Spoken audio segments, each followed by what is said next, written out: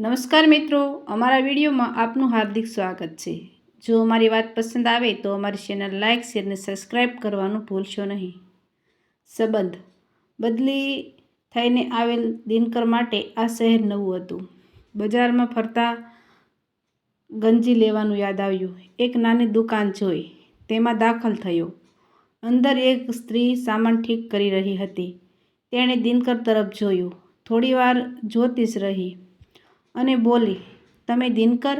હા, ને તમે સ્વાતિ જ ને? દિનકર પણ ઓળખી ગયો। 10 વર્ષ પહેલાં એ સ્વાતિને જોવા ગયો હતો। એકમેકને પસંદ કર્યા હતા। સગાઈ કરવાનું પણ નક્કી થઈ ગયું હતું। પણ દિનકરને સરકારી નોકરી હતી એટલે કોઈ પૈસાદાર ઘરની વાત આવી। સ્વાતિ સામાન્ય ઘરની હતી। દિનકરે દહેજની લાલચમાં સ્વાતિવાળી વાત અટકાવી દીધી હતી। દિનકરને શોક થયો, પણ ગંજી માગ્યા, જોયા, ખરીદ્યા, તેમાં 5 મિનિટ ગાળી સ્વસ્થ થયો। સ્વાતિએ બેસવા કહ્યું અને ચાનો આગ્રહ કર્યો।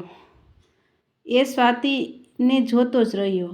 સ્વાતિ પહેલાં કરતાં પણ વધુ સુંદર લાગતી હતી। દિનકરે કહ્યું, ભૂતકાળની વાત માટે સોરી, પણ તમે અહીંયા? સ્વાતિ બોલી, હા, આ અમારી દુકાન છે। દુકાનમાં 2 માણસની જરૂર પડે। સસરા વૃદ્ધ થયા છે એટલે હવે ઘરે રહે છે। હું રોજ 2-3 કલાક આપું છું ને એ બહારના કામ પતાવી લે છે। હું સુખી છું।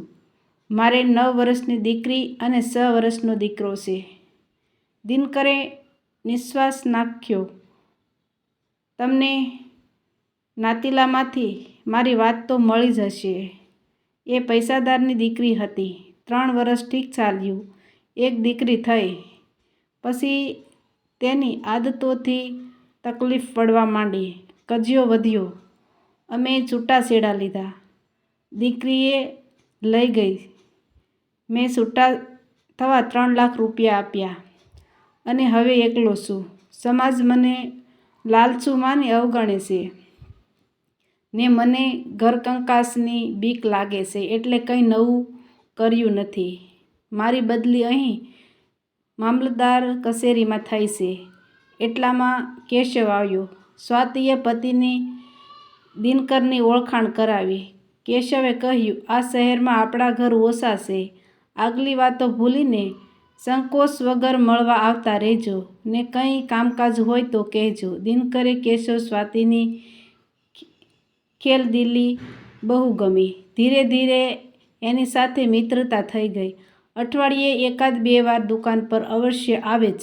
એક દિવસ સ્વાતિએ કેશવને કહ્યું, તમે કાકાની કમલા માટે દિનકરને વાત કરી જુઓ ને?